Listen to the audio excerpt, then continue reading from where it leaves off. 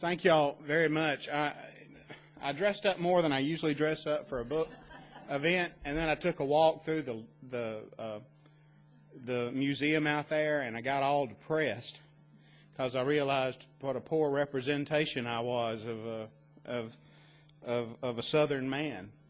Because it's a real pleasure to be here in this place that honors Jimmy Carter, and I've always wanted to kind of have a chance to say that.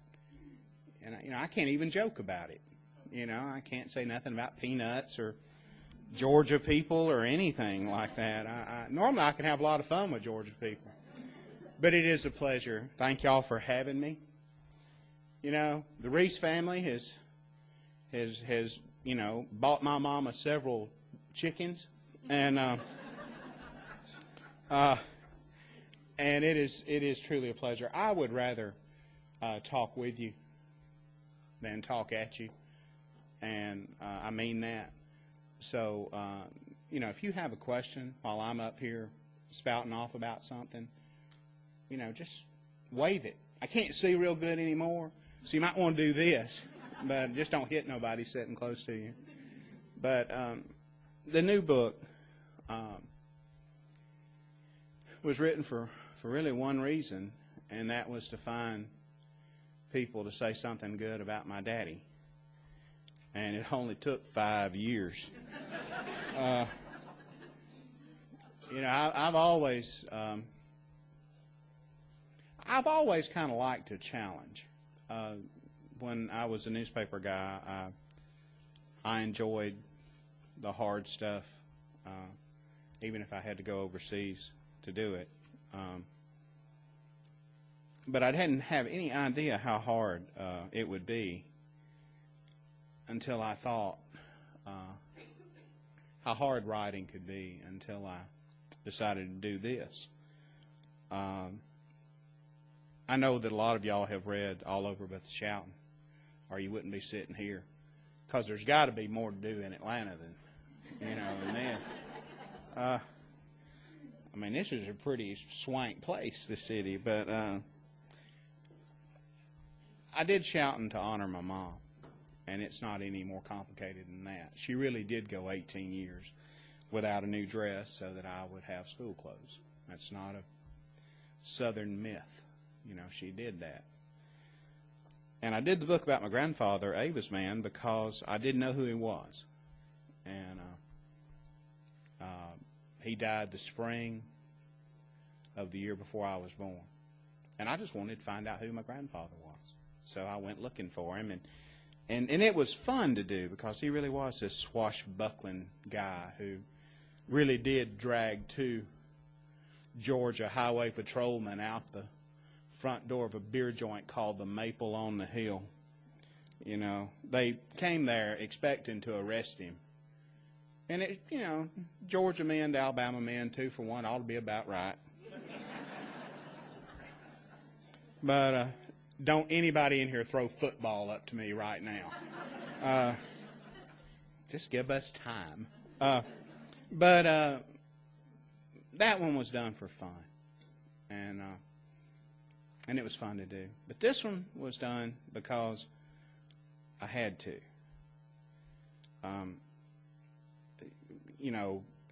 I'm like a lot of folks. Every now and then I have a doubt or two about heaven.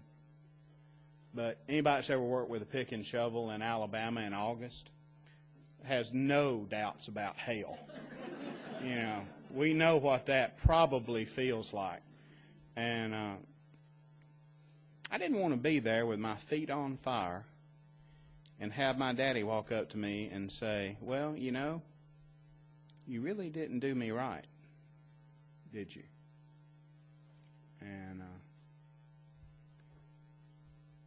And I didn't. In Shouting, I didn't tell any lies. But there was more to him than that. Had to be. There had to be. And the way I say it in the introduction of this book is that I've interviewed a lot of men in prison. Men who are there for their worst moment on earth because they thumb back the hammer on some rusty pistol that they bought to shoot rats and snakes and shot somebody down because they thought their wife was cheating on them, or they thought a lot of things. Or because they flicked open a knife in some bar when they were befuddled with liquor and did something in 1 second that sent them away the rest of your life. And you don't have to forgive those men ever that moment. You don't. We're haters. I mean, we can carry a grudge. You don't have to, and I realize it's wrong to say that in this place, but we are. President Carter is a much finer man than I'll ever be, and but we're haters, and you don't have to forgive people that moment. You can put them away for it. You can put them to death for it. And you can spend the rest of your life cursing their name or forgetting they ever lived. But it's not all they are. That moment, that worst moment, is not all they are. So that's why I went looking for my daddy. Had to be more than that. And boy, did I find him. I began the reporting by saying, tell me one good story about my daddy. Tell me just one. And people would either say, well, I didn't know him that well. And you know how Southerners are. Many of you are Southerners, even in Atlanta, which, and I say that, and people laugh out loud at that, and I still ain't altogether sure why. But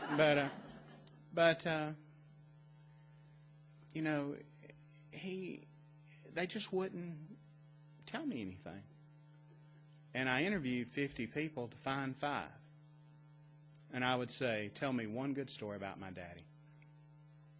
I started with my mom.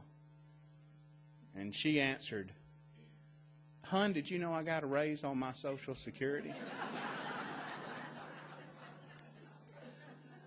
And I waited a little while because you cannot push my mother. You can nudge her, but you can't push her anywhere. It's like pushing a rope, And I asked her, 2 or 3 months probably. And she said, did you know that the roof, the ceiling in your Aunt Juanita's house fell in, and that a snake fell through the hole and almost landed on your Uncle Ed? And I said, well, Mama, that's a fine story, but that's not what I asked you. And it went on like that, and it went on for almost a year. And finally, I said, I think I can do it without you. I think I can do it without you. And I know you don't want to talk about him. There's no reason why you should have to. And there's not. So I think I can do it without you. A few more months went by, and one day, Mama's routines are the same at night. She watches the news at 10 o'clock. We get it, Central Time, so we get the news at 10. She watches the news at 10 o'clock. She has a glass of water by her chair, the weekly newspaper, the Jacksonville News, which she'll read 3 times. I don't know what she expects to change between the second and third reading. I've asked her if she wants a daily newspaper, and in the age of the Internet, my mama is quite happy with a weekly newspaper. She would not want a daily newspaper because that's just moving too fast.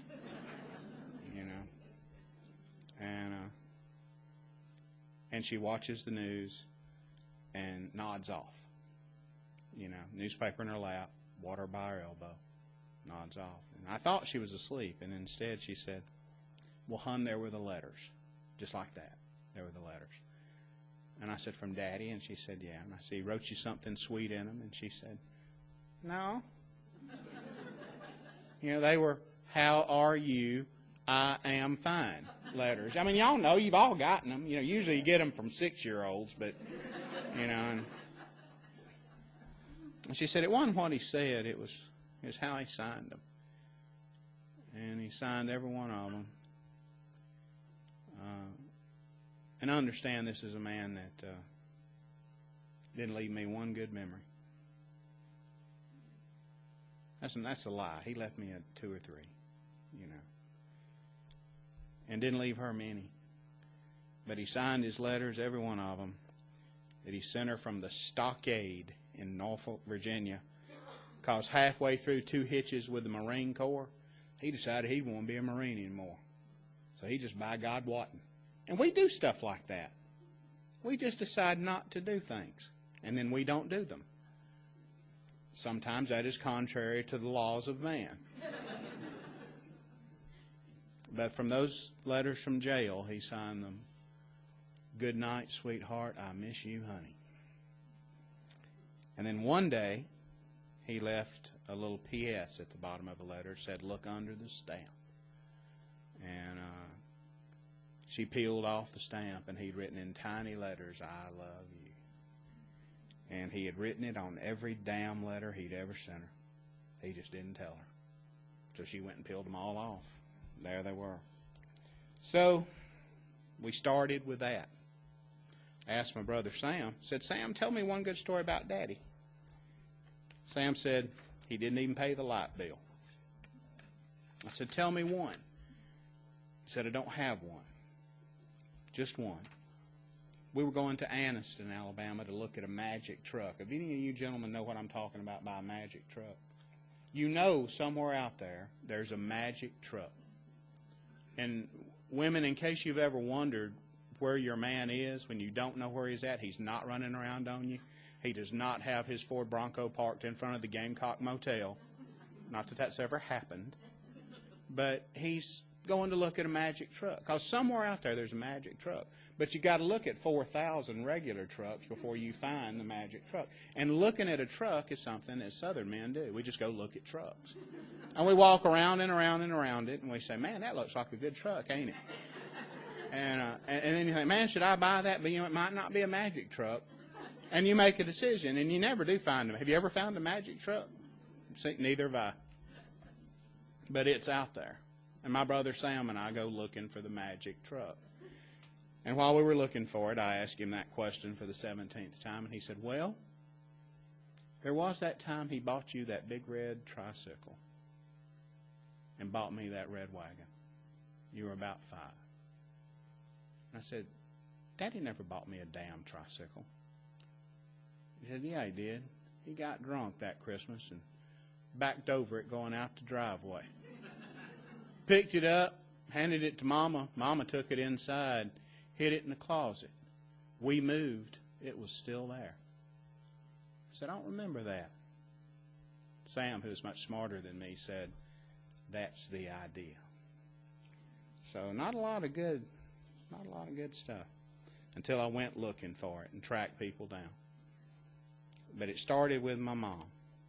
And as I flipped disconcertingly through the book, looking for something to read for you, they told me when I wrote my first book, they sent me to New York to teach me how to read. No, it's a true story. They figured, product of the Alabama public school system, obviously he won't be able to read unless we teach him. So they actually sent me to New York to teach me how to read in front of a crowd of people. And one of the things that they say is, whatever you do, don't flip disconcertingly through the book in front of a crowd of people. And I thought, don't you know that when President Carter goes to a signing, he just points at the book and it just pops open to the page that, but me, I have to flip through. But this is who my mama told me my daddy was when I badgered her into talking about him. Man, I wish I could have seen him. They say he was slick and pretty in 55 when he leaned against his black and pearl 49 Mercury in his white Palm Beach suit and cherry red necktie. He looked like he got lost on his way to someplace special and just pulled off here to ask the way. He always stole a red flower for his lapel. What magic to always steal a red one. And cinched up his pants with a genuine leatherette imitation alligator belt. His teeth were too good to be true, his canines long and wicked white. And he wore his wavy reddish-brown hair swooped up high like the killer, Jerry Lee. It turned black when he combed it back with rose hair oil, and when he fought, leading with his right hand, punishing with his left, all that hair flopped over into those blue flame eyes. He only finished 6th grade, but he was drawing good government money then as a Marine. And he drove home every weekend from the base in Macon with one thing on his mind. He liked to pose on the square and see the girls sway by, but he wouldn't whistle because he'd already found the one. He smiled mischievous, my mother said, like he was picking life's pocket, like he was getting away with something by hanging around and breathing air. He was just another lint-head kid, but as different from the other men she knew, the brush arbor prophets, pulpwooders, and shade tree mechanics, as the mannequin in Steinberg's department store was from a cornfield scarecrow. When it was time to go, he slid behind the wheel of his car and turned the key, and he looked like an angel, one of the fallen kind, as the big engine caught fire and he vanished in a blue-black, oily, noxious cloud. His car burned a lot of oil, my mother said. It burnt so much oil that a cloud followed him all around town. Burnt so much oil he couldn't keep oil in it. But instead of getting it fixed, he'd just go out to that filling station out on the highway. He'd pull it up to a barrel of the burn oil they drained out of people's cars, and he'd dip it out in a bucket and put it in his car, and he'd just ride and ride. People used to laugh at him. They'd say, "Here comes that Bragg boy," in a cloud of smoke. They ought not laughed at him, though, she said. People's mean. The words must have tasted a little stale. She had not defended him in 40 years. Now, she said, it was a pretty car. She remembers him that way, in smoke. But sometimes, in a blue moon, she remembers him on his knees. It was about 4 months after we started seeing each other. We was at Germania Springs, and he was getting him a drink of water, laying on his belly on the creek bank. You could drink it right out of the creek back then, and it was good and cold. Well, he got a drink, and he turned and looked at me. "Will you marry me?" he said. And I laughed at him, and he got mad. I think he cussed a little. But I mean, who asked somebody to get married while they're on their belly getting a drink of water? "You're kidding, ain't you?" I told him. And then he cussed again. He said, "Hell, I was serious. Will you marry me?" But I giggled again. I couldn't quit. She has tried to forget so much it seems odd to try to remember. But she can still see him pushing himself up to his knees for a little dignity. For a second, just a second, he faced her on one knee, just like in a story. "I mean it, goddammit," he said. His face was bright, burning red. "Will you or not?" And that was how my daddy proposed. He was not a marrying man. The old men laughed at him, all dutied up with that oil bucket in his hand, but the women loved his face. Even men so afraid of appearing feminine, they'd walk a wide loop around the unmentionables in Sears just to avoid being in the proximity of a panty, would concede that, yeah, Charles Bragg was a good-looking man. He had a movie star's squared-off chin with a dashing white line across it like a dueling scar. He got it one night drunk when he banged his face on the steering wheel, but it made him look mysterious and a little bit dangerous all the same. He had Indian blood and cheekbones proud and high, and his face tanned a dark red. His ears and Adam's apple were too big, but his hands were small and delicate as a woman's, yet strong as wire pliers. He talked country but dressed town, as all the boys from the mill village did back then. A hybrid hillbilly with silver dimes flashing in his black penny loafer shoes. He chain-smoked Pall Malls and toted a thin, yellow-handled knife in his left hip pocket so he could get at it quick. He hid a snub-nosed pistol at the small of his back, but only on weekends, and never when he was with her. He raised fighting dogs, bet on chickens, and loved vanilla ice cream. And I guess he was a scoundrel before he knew what a scoundrel was. He would cut you if you hemmed him up, said my father's cousin, Carlos Slat, whose daddy named him after a label he saw on a crate of Mexican apples in Christmas 1932. You know, there's some things you just can't make up.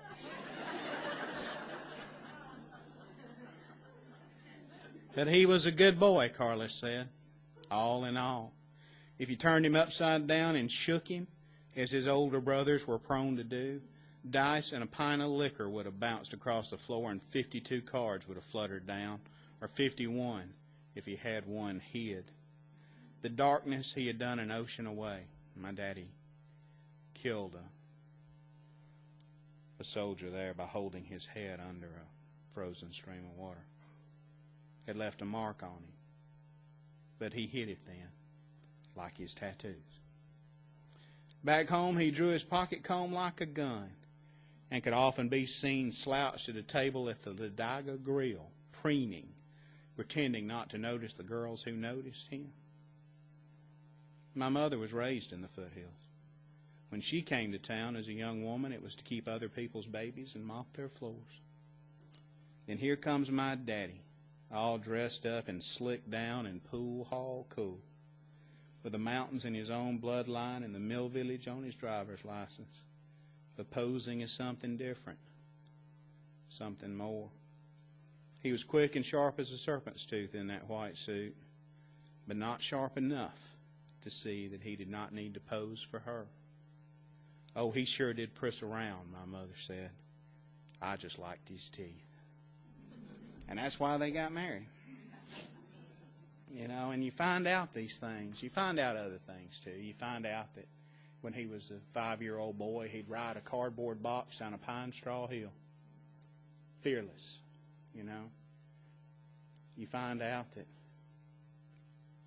he walked everywhere by himself with 2 RC bottles full of carnation milk, corked and bottled in the side pockets of his overalls, because he couldn't drink other kinds of milk. He was allergic. And, you know, the other boys would have beat him to death, but he was fearless. And when he threw a rock at somebody, he ran at them. Most people stand and throw it from where they are. He ran at them till he couldn't miss. You know, till it's impossible to miss. And then let her fly. You know, that might not be an attribute that most people think is noteworthy, but by God, if you grow up in a world of dirt clod throwers, a rock thrower is a man to be reckoned with. I found out that when he was 12 years old, he fist fought other little boys for membership in a gang in the mill village. Of course, that gang, the only thing they did was turn over outhouses, you know. And I found the man that was with him when they were teenage boys and they were picking the guitar, picking Hank Williams and chasing women. And I found the man that was with him when he drank himself to death in regret how his life turned out. But I didn't get to that until I'd found a whole lot of good, you know. I didn't get to that until I found a whole lot of good things to say. So I found those people say something good. I did it. I guess maybe I always thought about doing it, but I did it because of a lot of things. One, it's because people wanted it. You know. And when you get right down to the book business, sometimes you do things because people want them. But I also did it because I got married. And I think that maybe Martians took me away and stole me and brought me back and changed my way of thinking and said, you should get married. Said it over and over again and planted a chip in my brain. Next thing I knew, I was at the altar at the Peabody Hotel. But I got married, and when I got married, I inherited a boy. Actually, I inherited 3, but the two oldest ones were beyond me doing them any harm. You know, there wasn't anything I could do to mess them up. Besides, they were already at the University of Tennessee, and as we all know in this room, oh, don't raise your hands and make loud noises. Tennessee people, good Lord. But they were already at UT, and there wasn't any more harm that could be done. And but I inherited a 10-year-old boy named Jake. And man, you don't think that rearranges the way you look at the world. And there wasn't another moment that went by, really, that I didn't think about being a daddy. You know, a poor one, I admit. But, man, you know, it seemed like there wasn't a day that went by I didn't think about my own daddy. You know, I needed to know more about him. But let me read you a little something, and then we'll take some questions, and I'll answer everything that makes sense. And I get to say. Excuse me while I flip disconcertingly through. Usually when I make a talk, when my wife Diane is in the room, she tells me before I go up, you can't talk about me. You know, you can't talk about me. And she said that at the Women's Chamber of Commerce in Tuscaloosa, Alabama. At which point I took advantage of that. I took that to mean I wasn't married anymore. So I said, ladies, my wife has told me I'm not married today, so if any of you would like to come by and say hello, please do. She didn't think that was funny either. But my mom had a close call recently. She had a gallbladder thing that went bad. Only my mama would wait to go to the doctor so long because of a gallbladder that it would, you know, that's just the way she is. When her doctor asked her, you don't like doctors, do you? And Mama said, no. I'm sorry, but the doctor ain't the person that you should really make angry at you. You know, not right before scalpel time, you know, but she was in the hospital recently, and that became the inspiration for this chapter here where I introduce me becoming a father. You don't sleep good in a chair by a hospital bed, but you do dream. I saw the woman in a bookstore in Memphis. She had the kind of beauty people write songs about. Red hair that tumbled to her shoulders in loose curls, and jade eyes flecked with gold, lips of the most promising pink. She was tall and just a little bit slinky. Will you marry me, I asked. Smooth as a concrete block tumbling down a hill. No, she said. She taught at a college and knew a half-wit when she heard one. I watched her walk away for years in my mind, but I persevered, and we had a great blistering romance. I wrote her love letters that should have made me gag, and she wrote me the same. I even saved one for when I'm old or alone. But she had to ask her littlest boy, who was her world, if she could remarry. Sure, he said. Where are we going on the honeymoon? True story. I turned 46 in the summer of 2005 and became the closest thing to a father I will ever be because I loved a woman with a child. I guess it happens all the time. But a man who chases a woman with a child is like a dog that chases a car and wins. How many times since then have I stared at the boy in dumb wonder and muttered, son, if your mama had just been homely, think how much easier my life would have been. The idea of having a boy had always nibbled at me. I could imagine us in a boat in the deep blue, casting into lucky water, talking about life. But the idea of a boy is one thing, while the reality is you spend your last spry years at the Sonic, stabbing at a big red button, then watching him base the interior of your truck in root beer and barbecue sauce as he squeals, whines, pouts, and punches every button on the radio till all you can get is static and satanic howl. At least I thought there was just the one. Her two oldest boys were all but grown by the time I came along. The oldest referred to me only as that dude. And the middle one, I still believe, is from another galaxy. But I would tolerate the little boy for the woman. I believed I was catching him at a good age. He was house-trained, past diapering, but still too young to borrow my car or ask me questions on sex, about which, of course, I would be forced to lie. Because you cannot look at a 10-year-old boy and say, get all you can!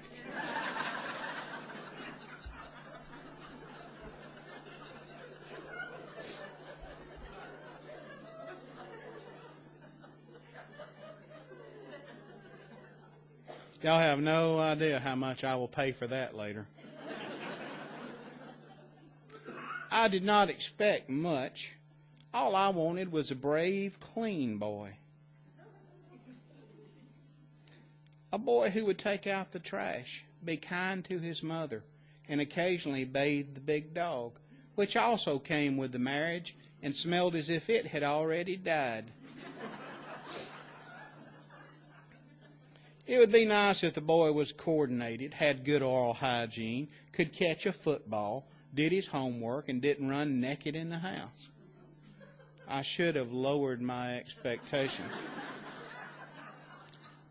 He refused to hold his fork right, transforming me from what I had always believed to be a real man into an etiquette-quoting popinjay.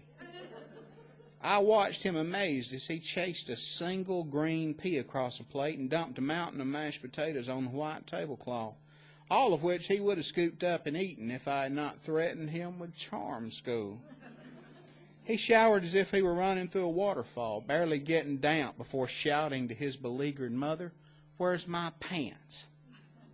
If he did not respond, she did not respond, he would run naked after all. One thing you don't want to see at this point in your life is a naked 10-year-old boy. I'm sorry, I could have gone the rest of my life and never seen that, you know. She had to inspect him after every bath because he would not use soap or wash his hair or else wash only the front or back part of his head, hoping that would be the part she chose to inspect. I'm not making any of this up. I mean, this is all true. I was a boy once too, but I did not look greasy after a bath or festoon the back seat in used tissue or sprinkle the floor mats with take-out biscuit crumbs as if I needed them to find my way home again. "Enjoy it," said the woman who bore this troglodyte, "because that little boy will disappear before your eyes." "When?" I asked.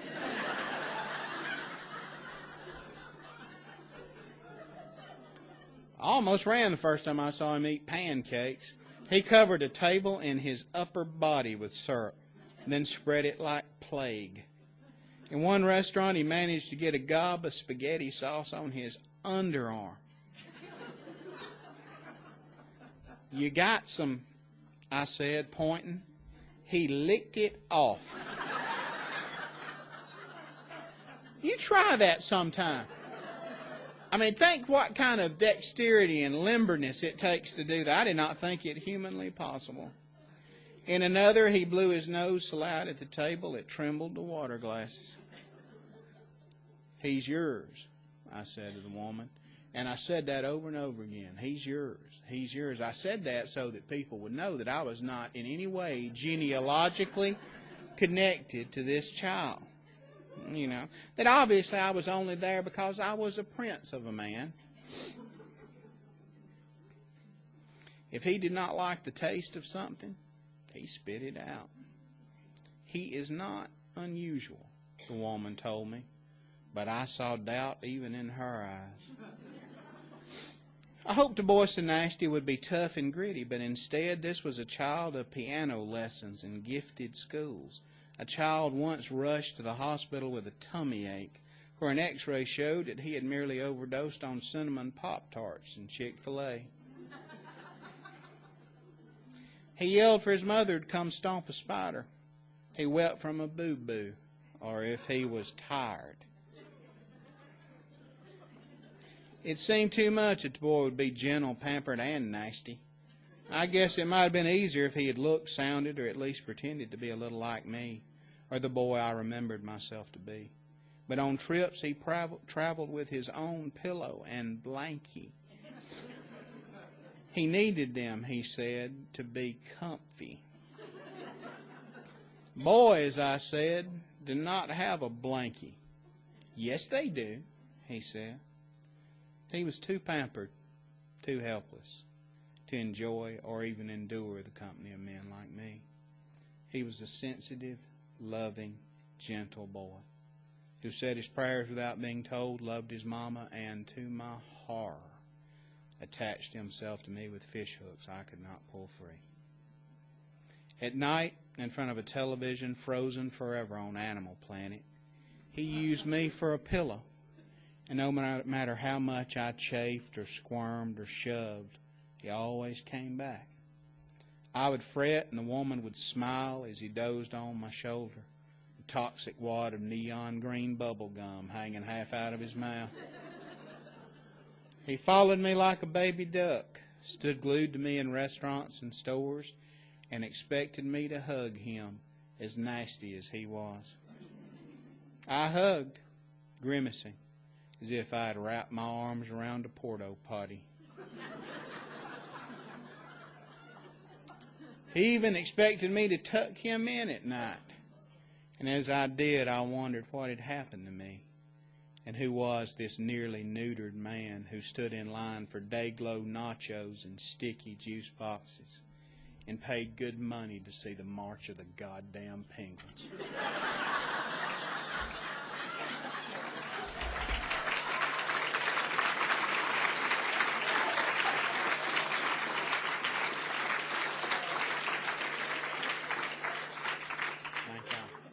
Y'all have no idea what a masterful job of reading that was.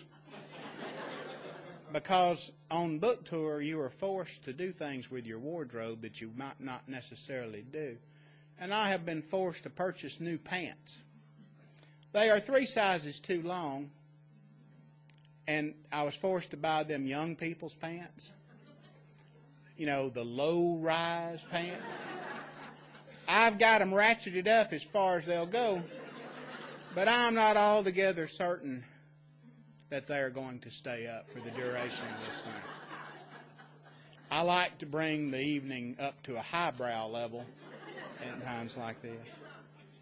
But that's, you know, the book works kind of that way. There'll be a long chapter about my dad and me finding out who he was. And then there'll be a short chapter about me becoming one. And then a long chapter about my dad, and a short chapter about me becoming one. And it works that way through the whole thing. One woman didn't like me very much after she read it because she didn't get it. She didn't understand that the whole, exactly. Wasn't you, was it? You know, it took me a while to figure out what I was doing. It doesn't mean you do anything better or different. It just means you realize that you were doing it wrong. And I probably am not going to be Father of the Year. You know, like, for instance, when we were taking a walk for my high blood pressure. And he looked at me and he said, "Rick, how do you punch somebody?" Oh, man. You know, I'd almost rather had a question about sex. And I know what I should have done. You know, I should have taken him here. I should have walked him through that.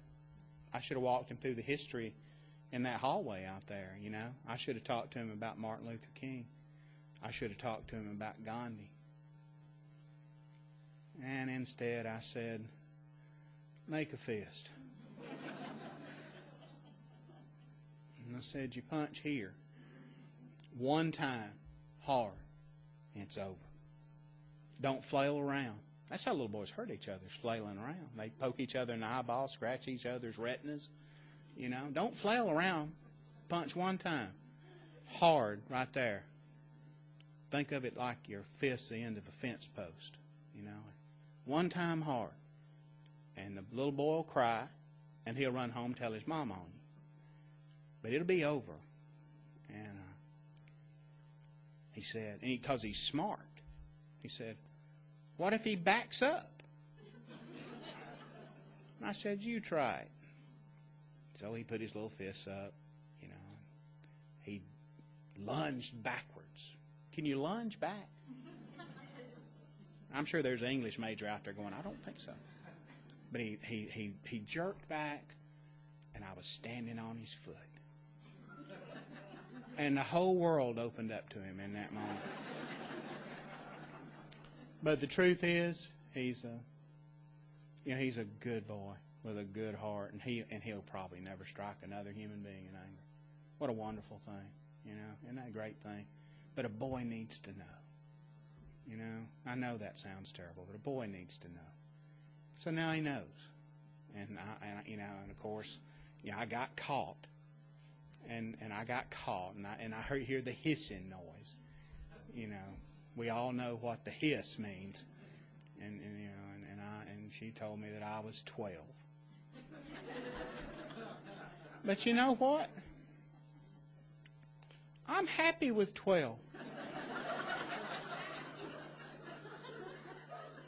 Who in here, men-wise, would settle for 12? We'll take 12. If we could just get to 12, how happy we would be. But it's been one of the best things that ever happened to me in my life. It's been hard. And the really sad thing is I worked too hard on this book, and I missed out on a lot, while I was doing that. And then I see what parents say. I always thought it was a cliche. Pay attention or you will miss. You'll miss a whole lot of really good things. And, they're absolutely right. It's not a cliche. I didn't pay as much attention as I should have. And now he's walking around. He's got half a mustache. I tell him he looks a little bit like a Mexican bandit. He doesn't know what that means, but he's more or less happy with it. But the best thing that happened in this, and then we'll take some questions. Best thing that happened in all this was, you know what? The best thing that happened in it was what I just said, really. The best thing that happened. I've been living my life retroactively for a long time. Y'all know what I mean by that? You try to take care of the things that happen that you didn't have any control over. You try to build a wall around the people that you love to take care of them. I want to make sure my mama was never wanted for anything for the rest of her life, and I am doing that. And you look after the people that you started with, and then what happens when you get married is all of a sudden you can't live retroactively anymore, and that's the great struggle that you face is how much to be retroactive and how much to be proactive, and that might be the most intelligent sounding thing I've ever said in front of a large group of people. But I wrestle with that all the time. But the best thing that came from it actually was looking forward and was happy. But maybe the second best thing was finding out that my daddy actually had regrets for the way it all worked out. And I flipped disconcertingly through the book just one more time.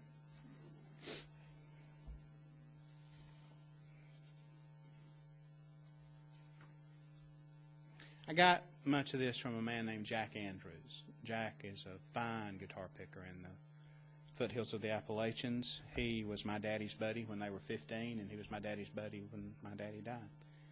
And if it hadn't been for Jack, I wouldn't have it. And got it sitting on top of a mountain with Jack in his little house, and sitting in the dark. Because Jack don't see that good, and I don't see that good either. We didn't notice, really. But this is, and we'll finish on this. This is when he told Jack he was sorry.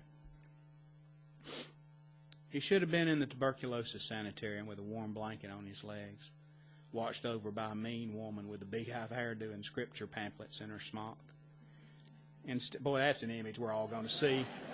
Ain't we all? That might be the last thing we all ever see right there. God, I just depressed the mortal hell out of myself.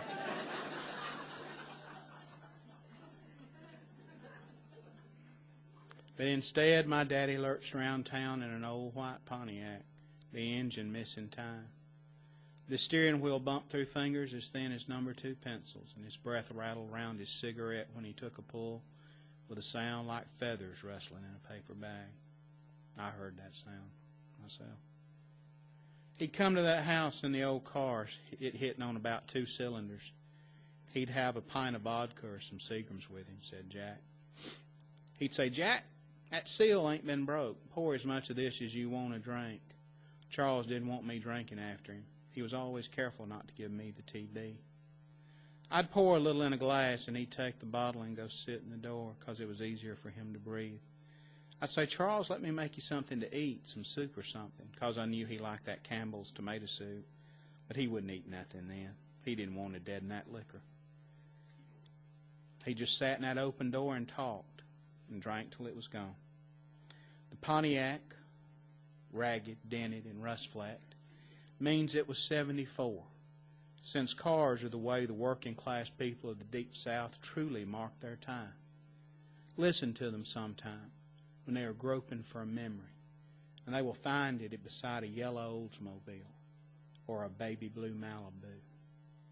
Life flutters past us here in pink slips, not diplomas, birth certificates, or Christmas cards. And for the rest of Jack Andrews' life, he will think of my father's suicide when he thinks of a Pontiac skipping time. He killed himself, and he knew what he was doing, Jack said. And I can't read any more of this or I will start to cry, and that is a terrible spectacle. But as Jack and I sat and talked, I told Jack the worst part of it was that he put us on this rock even as he was coming apart. You know, ignored us and never believed he did anything wrong. And Jack just said one word that kind of much made the second half of my life. That, Jack said, is not true. I guess we talked about everything right before your dad died, Jack said, but mostly he talked about your mother. He talked about Margaret, and he talked about you boys. And he said he was sorry. And that kind of became the second best thing to come from this. And if I have to sum it up, I'll read you this graph, and it won't cheat you out of any great revelation. But, you got to be careful with novels, or, you know what I mean? You'll disappoint people. But this is what I got out of this. People said he weighed less than 100 pounds, and I know he hated that, how people see him that way. My mother went to the visitation in the winter of 75, and my father's people were kind to her. They always were, and they really always were. Daddy's people were always really good to my mom. I think they knew. My father told my mother he did not want a crowd at his funeral, just us, Velma and Bob. But there was a nice crowd. He had also said he did not want to be buried in a tie. I understand that now. He would have considered it foolish to lose his looks and hang a tie on the wreck of what he was.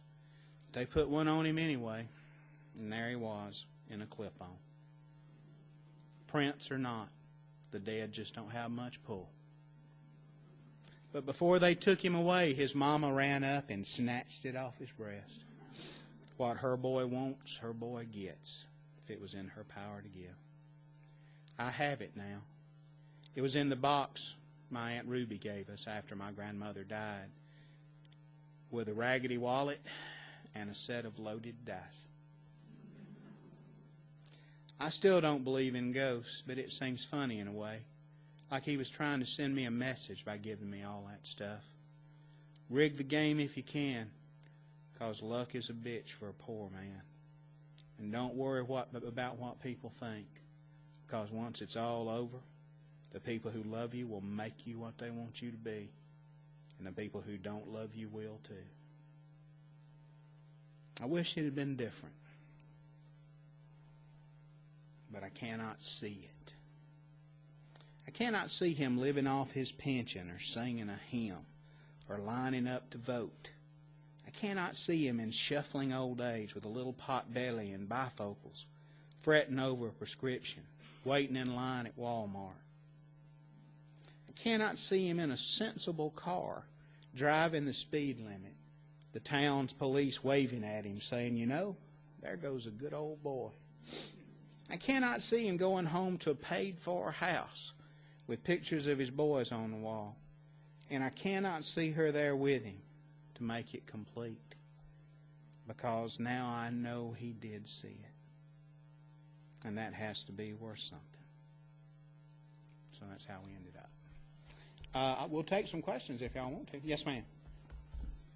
When you were doing the research on him, were you able to get any sense of his childhood or what was Oh, God, yeah. Oh, yeah. his parents and the kind of relationship? Oh, absolutely. I mean, his mom and daddy loved him very much, and he was the baby boy. So you all know what that means. I mean, he was the baby boy. But it was a Mill Village house, the toughest and best people, I guess, on the planet. But tough being the operative word. And they lived across from the Congregational Holiness Church, and his brothers would fight clear into the parking lot. And on Sunday morning there'd be like hymns, and the Holy Ghost would be rattling the rafters, and they would be fighting tooth and nail, out and right there, but what you always I believe everybody, and I know this sounds really harsh, but I think everybody kind of gets to say, once they get powerful enough, big enough, strong enough, tough enough, smart enough, everybody gets to say about what kind of person they become. But he didn't have much of a shot up until then. He grew up in a house of whiskey. His mama was an angelic person. His daddy was a fine man when he wasn't drinking. But he grew up in a house of whiskey on the weekends, and he started early. And Carla Slatt, who is another fine man, who gave me a lot of information with this, my cousin Carlos. Believe me, there were not many Carloses in Northeast Alabama at that time. And Carlos, said two or three things that were just beautiful. One, he said, was, your daddy didn't have no chance. And the other was, he didn't know how to be a drunk and a daddy too. He never could figure that out. But yeah, no, he grew up in a house of love and whiskey. And one thing will kill the other. And if you don't believe it, well, maybe you should believe. I don't know. Yes, sir. And then we'll go this over here. Yes, sir. Y'all help me out, because this is a big, wide room. So if I'm concentrating too much in one place, throw something at me. Yes, sir. So how did his siblings turn out? Well, Roy, he had two brothers. I loved it. Roy and Troy were his older brothers. And they were, and again, they were fine men when they were not drinking. And Roy was a mechanic who died of cancer young. And Troy lived. Troy's claim to fame was he raised the best fighting chickens in that part of town, and he lived longer. He lived I think into his 60s. With family and stuff? Oh, they both had families, and some of those folks have reached out to say hello to me and been very kind to me, and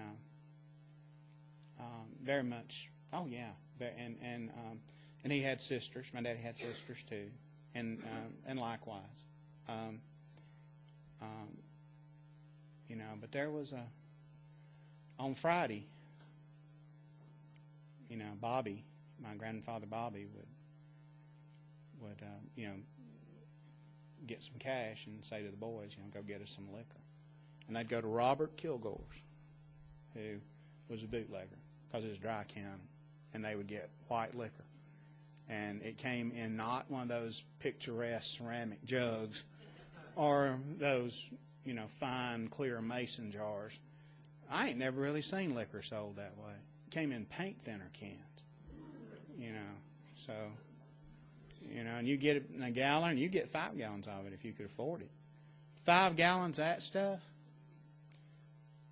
I mean, can you imagine how much damage 5 gallons of that stuff could do? But, it was funny. Apparently it was very good liquor, because they never had any health concerns except the ultimate, which is, cirrhosis. Daddy's birth certificate reads chronic alcoholism. I mean, not birth certificate. Although his birth certificate could have read that. But his death certificate reads chronic alcoholism, not TB. It was chronic alcoholism that killed him. But that stuff's like heroin. It always amazes me, to see and I don't mean anything mean by this, but see a bunch of frat boys, drinking beer and acting like they're accomplishing something. Please. You could take 3 or 4 swallows of that stuff, and whole world changed.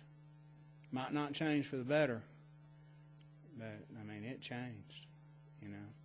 But I'll tell you a quick story about my grandfather. He was one of the most respected people in the village. He really was, and he was generous and kind, and he would ride babies around on his horses. Women trusted him with them. But on the weekends, he drank, and the whole world just changed. And in the book, I call it the bootlegger's rhythm. All lives move to a rhythm. Here in Atlanta, it has a lot to do with the rhythm of the interstates, the highways. Life moves to a rhythm. Coastal towns moves to tides. In a industrial town, moves to the whistle. Theirs moved to the rhythm of the bootlegger. Whiskey was made in a week, run on Thursday, sold on Friday, and their lives changed. So their lives moved to that bootlegger's rhythm. But his people were fine people. They really were. They were really fine people. But they would drink and they would fight.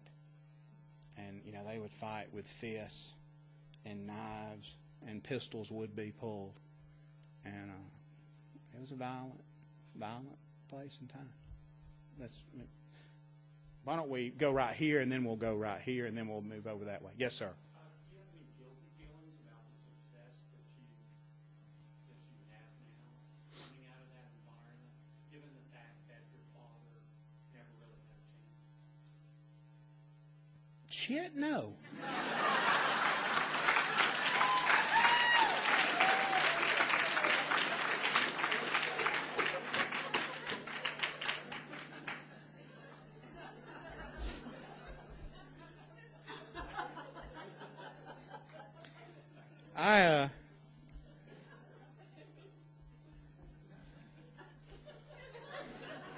I'll tell you something funny. This is the truth. I asked my brother Sam, when I told him, tell me a story. I don't know if I said this to y'all, but he told me, Ricky, he didn't even pay no light bills. Did I tell you all that already? And my answer, what I didn't tell you my answer was, well, by God, he'll pay a lot of them now.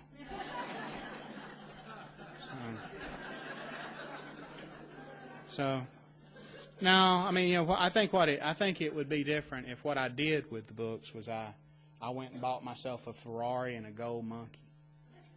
Because I've always wanted a gold monkey. And I've always wanted a Ferrari. And my ultimate dream is to have the Ferrari and a gold monkey at the same time. And strap the gold monkey into the Ferrari and just go riding around.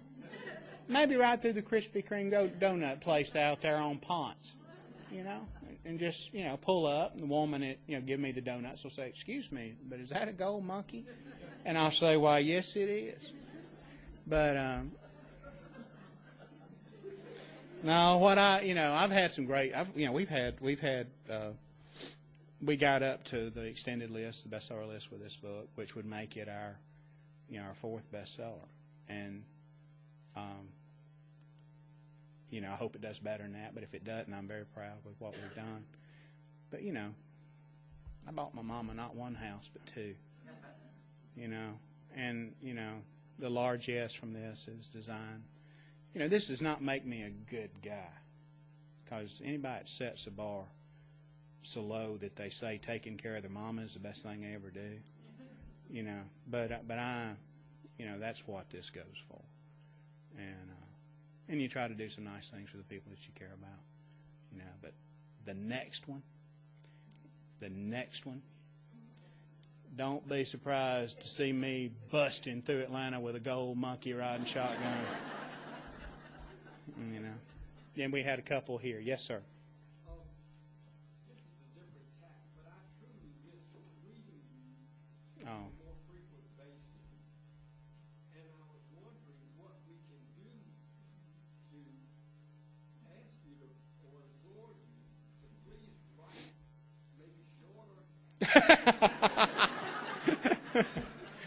A lot of people ask me to do that.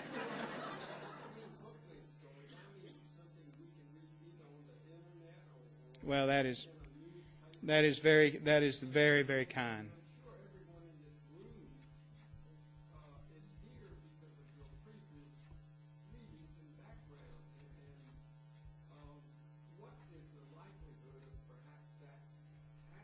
About, let's just say that the chance of me riding through town with a gold monkey would probably no. What's happened in my life is, first of all, that is very kind of you. I mean that. I'm touched that you would say that. This book took too long to do, and the reason it took too long to do because it was hard. It was just hard, and books come in incarnations,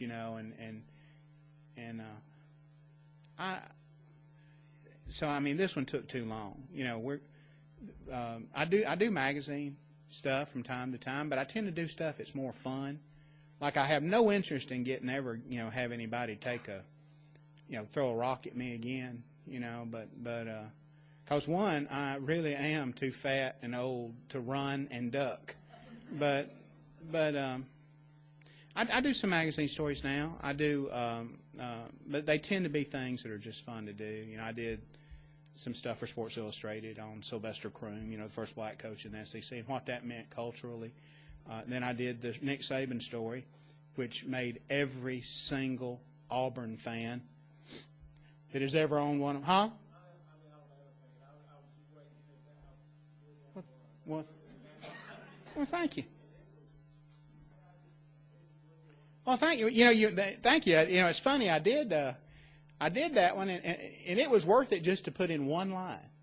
My Uncle Ed used to see rich men drive around, and he would say, and whenever he'd see a rich man drive by, he'd say, "That fella's got enough money to burn a wet dog." And I've always wanted to use that line. And Saban, when we hired Saban, we finally hired somebody and paid him enough to where I could use that.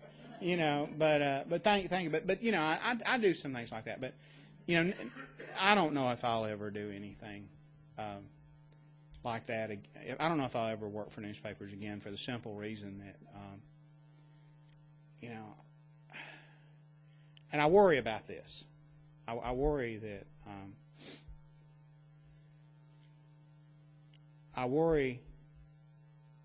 that the kind of things I really love to do, don't seem to have the relevance that they once had. You seem like you used to could write a fine story in a newspaper and really affect something. If you wrote a story about poverty, people would find a way to help those people, And it seems like that got harder toward the end of my time. And I don't know if it was just that hearts were hardening, but it just seemed that way. But then, I teach at the University of Alabama, and I teach writing there, and I do some magazine work. But these books are probably going to be my life, And I would like to have a little life outside books. I'd love to actually catch a fish, I'm nowhere close to semi-retirement, but my wife Diane and I, she tells me, I'll say, I really want to do this, and she'll say, you ain't never going to do that. Ain't nothing like encouragement, Or I'll say, I really want to do this, and she'll say, you ain't going to do that. Like I said, I think we need to get me a pickup, magic or otherwise. We need to get me a pickup, because if we can get me a pickup, if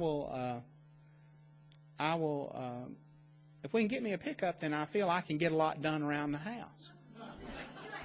And the look on her face was the most disgusted I have ever seen. Like, what in the world are you going to haul in a pickup? What you have is us. You should get something to haul us. Wife, son, stinky dog. But I really, for a real brief point in my life, this is a true story, I was a bull rancher. And I don't mean a bull spreader. That's what we're doing right now. But I was a bull rancher. I actually had bulls. They came with the farm we bought Mama. I bought Mama a 40-acre farm because, by God, she wanted one. She didn't tell me she wanted it, but she'd bent the page over in the real estate magazine. And she had bent it over so much that it finally guilted me into it. So when we did the Jesse Lynch book, I bought her a farm. And with it came these beautiful bulls. Beautiful purebred Hereford bulls. And life was good. Because I don't know what it's like for y'all, but when you get on a plane, maybe you get to sit next to a Dallas Cowboys cheerleader. I get to sit next to the biggest man I've ever seen. He's bigger than me. I'll be the second biggest man on the plane. And it'll be somebody that works for a living. It'll be somebody with grease embedded in their fingers, somebody who turns a wrench, somebody who works on a pipeline, somebody that works on an oil derrick, somebody that works in a rack, And they sit down next to me, and what's the first thing they ask you? What do you do? And I'll say, well, what do you do? And I say, well, I just got done with 40 on, 40 off out in the Gulf. Hurricane deck. I don't know what the hell that means, but it sounds good. What do you do? I'm a writer. And this is the look I give you.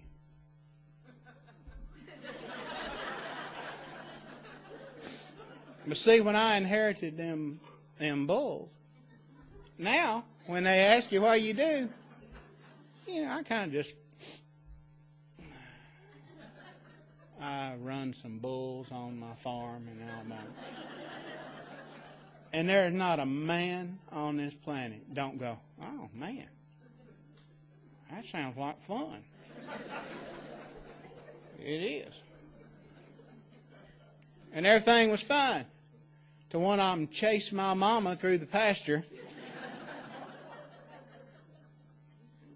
We got rid of them.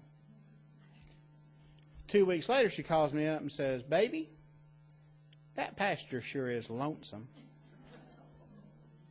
And I said, well, what would you like, Mama? We used to have bulls.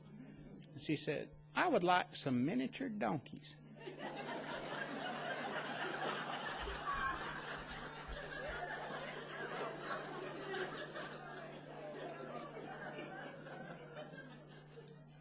Think about that for a minute.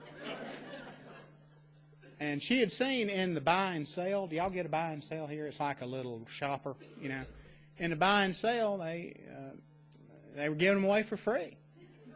So, So I got 2 from Fairhope, Alabama. That was my first mistake. I got rich folks' miniature donkeys.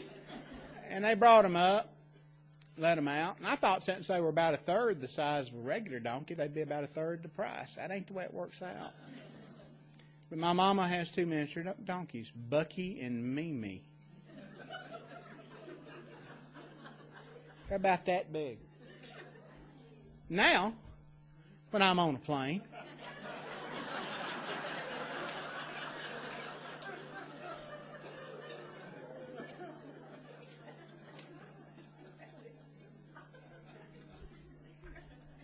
what do you do? I'm a writer.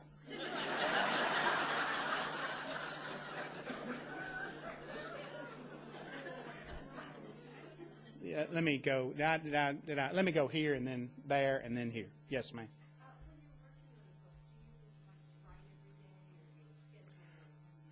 Work all the time. Yeah, and work. And my wife Diane gets very angry with me, and she should, not just for that, but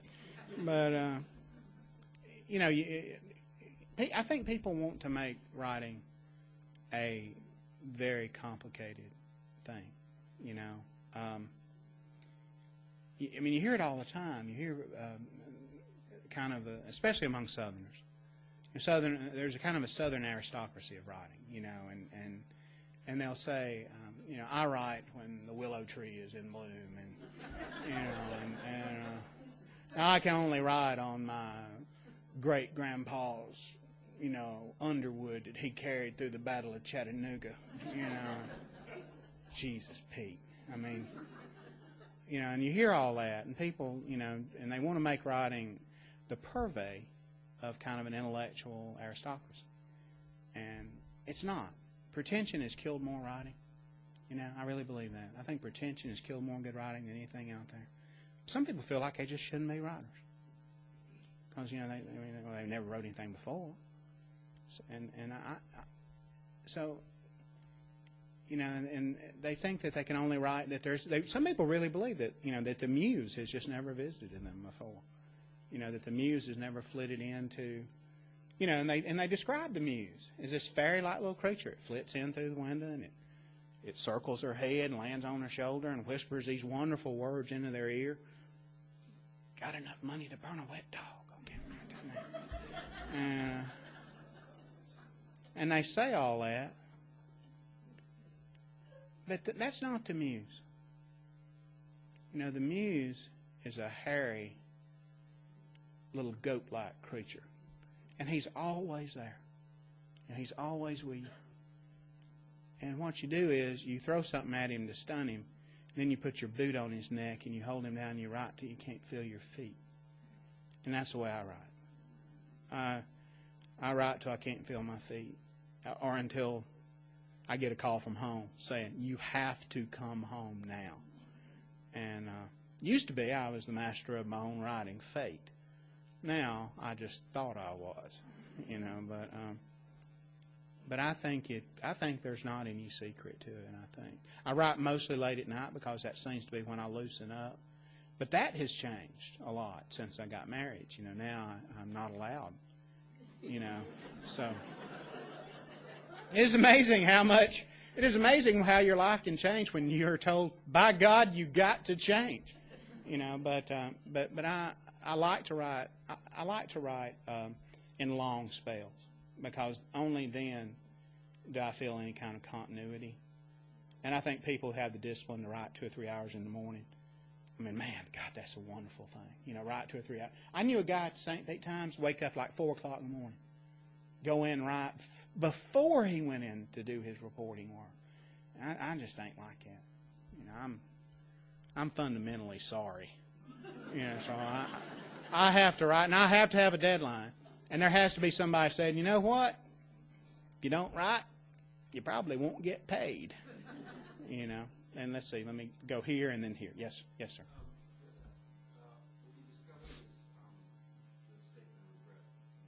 Yeah.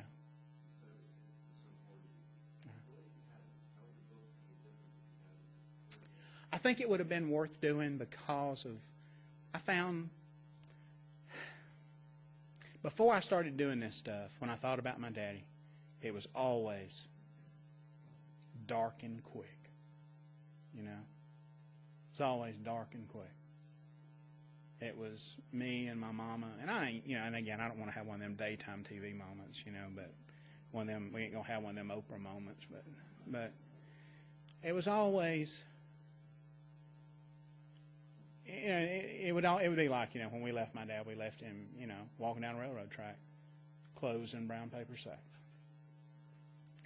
That's not a very good memory to carry around with you for the rest of your life, And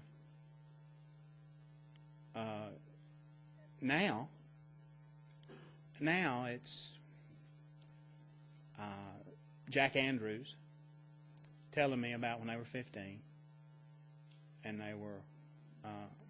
they had built a kite, in one of those indestructible kites, made out of like the daily paper, and they had either stolen or somehow appropriated a whole, like about 3 miles of string, cord, and turned her loose on one of those perfect days where the wind is blowing hard as all get out and the sky's blue. And they laid on their backs in a field and they just let that cord go. And think about it. unlimited cord.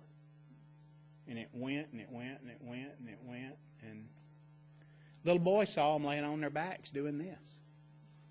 Walked up and said, "What are y'all doing?" My daddy whispered to Jack, "Don't say a word." And they just lay there. Let it go. Let it fly. And killing that little boy. Just killing him, you know. I mean, think about it. I mean, you know, to heaven. And he said, "What are you doing?" And finally my daddy said, "Why, hell, we're fishing." And the little boy said, "No." He said, "Yeah." "Well, what are you fishing for?" And my daddy said, "For the man in the moon." So you see what I mean? It's worth doing to hear that, you know. Might not be worth all 5 years, but it was worth doing to hear that. That's the best way I can answer that. Okay, well, actually, I'm right here. So, and let me do this one. That lady has had her hand up. Yes, sir. Thank you. Oh, sure. Oh, sure.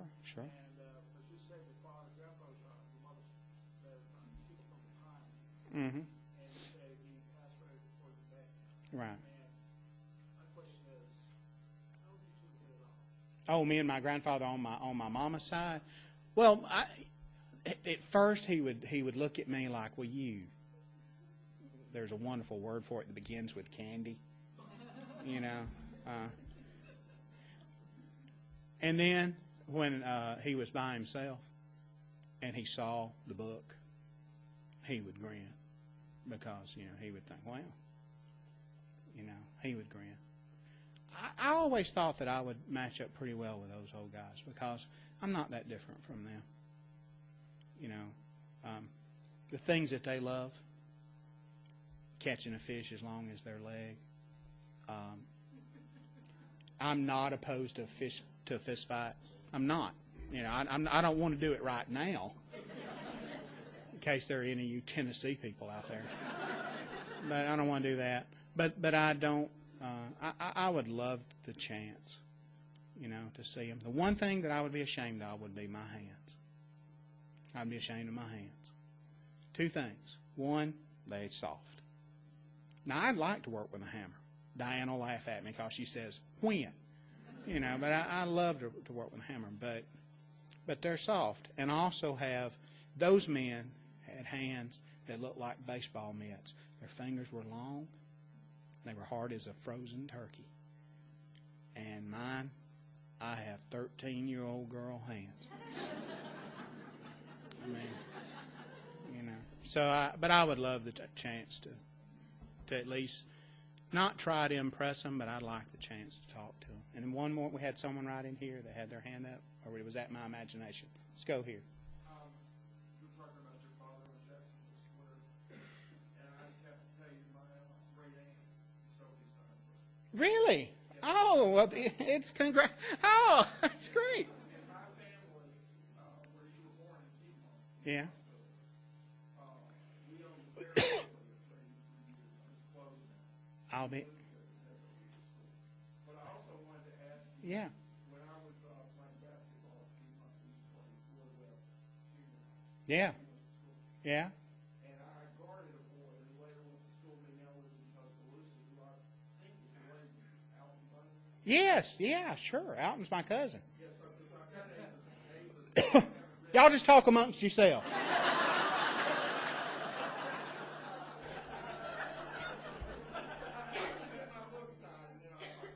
All right. Did it make sense? I mean, did it? Okay.